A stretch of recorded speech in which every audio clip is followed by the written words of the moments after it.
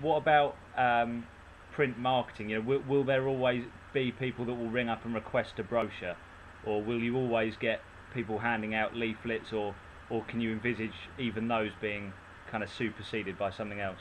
I mean, paper is a really great display medium. Really many virtues.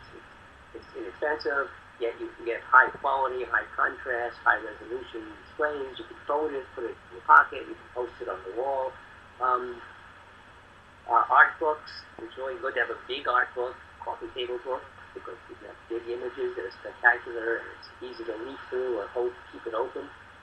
It'll be a long time, if ever, before we replace that with digital media.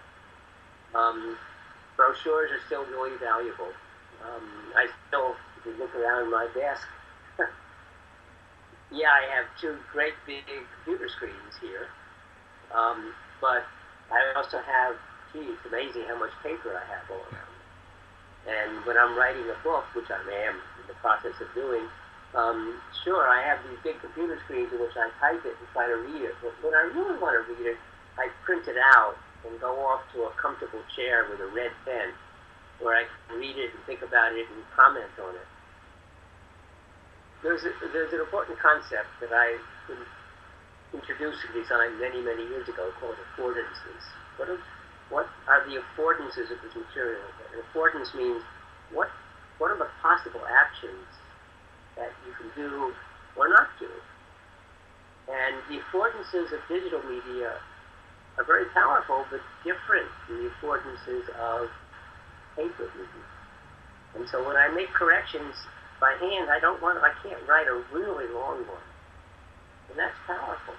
The lack of affordance to write it easily, it makes my writing better. Hmm. Yeah, but it focuses you Well, more I on. think the long answer to your question is the paper's going to be with us for a long time. Yeah. And the final thing I wanted to ask was, which I kind of alluded to at the start, was uh, what kind of disciplines, or what skills rather, can the various design disciplines learn from each other? What can graphic design learn from product design, vice versa? And are there any things that they currently could either both improve or they both do quite well? Interesting. Design is usually never, the goal is not design. Design is an important step in some other goal, like communication, or with a product, like, yeah, you're designing the product, but what people really care about is the experience that results from using the product. But you design a camera, the camera is not the goal. The goal is the excitement somebody has with the images that get created and the images they pass around to other people. So you have to think of this as a system. The product industry has learned a lot about making sure you have the right product that really fills the needs of people and that it really works, it's understandable. And I don't think the graphic design community has fully understood this. Graphic design is still sort of trapped between deciding whether they're creating art or creating communication. And there are these two different components. And the part that I care about is I want artistic communication. I do want to set up a wonderful piece, but to me, the role has to be to communicate. Well, how do you know? And too many people just write their copy or do their material, and then they judge it by themselves and say, this is great and this is why it's great. Well, we don't do that in product design. So here's something that graphics could learn from product design.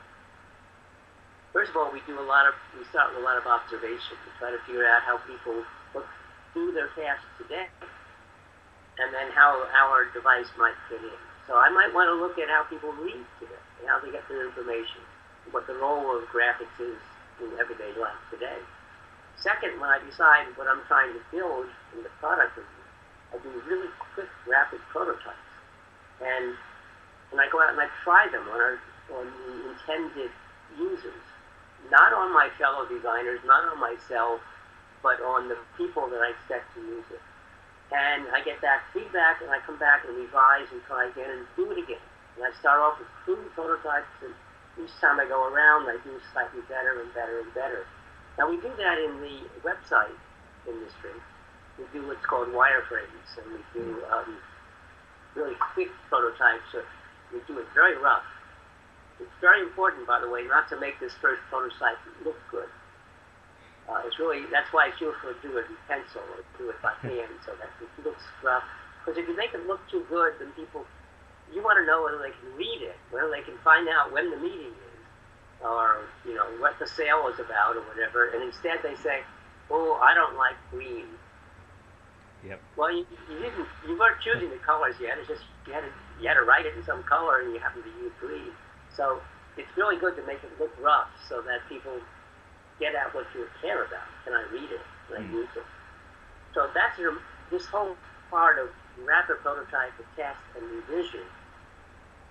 It's not part of most graphic design, except maybe in websites. And that's because I think a lot of graphic design comes from art, where it's the artist. There's one difference between art and design. Artists are making a statement, and they want you to get that statement. And if it makes you uncomfortable, yeah, that's success. Designers are trying to give you a service. Yeah. And so, in fact, the designer should not be expressing their own opinion. The designer has to understand what it is you want and make it something for you. So that requires a different technology, a different kind of process.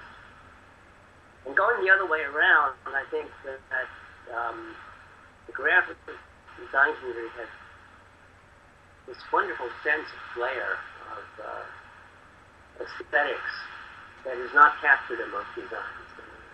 I don't understand it myself. It has to do with balance. It has to do with proportion. It has to do with contrast and the layout. It's amazing. I can write an announcement and it works just fine and people can understand it and all that, but it's nothing special about it. And I give it to a good graphic designer who may not change a single word, but somehow just move things around, change the type, change the fonts, and wow, I can't even believe it's the very same words. I have to check it. Wow, it makes a dramatic difference. So we need to learn a lot from them.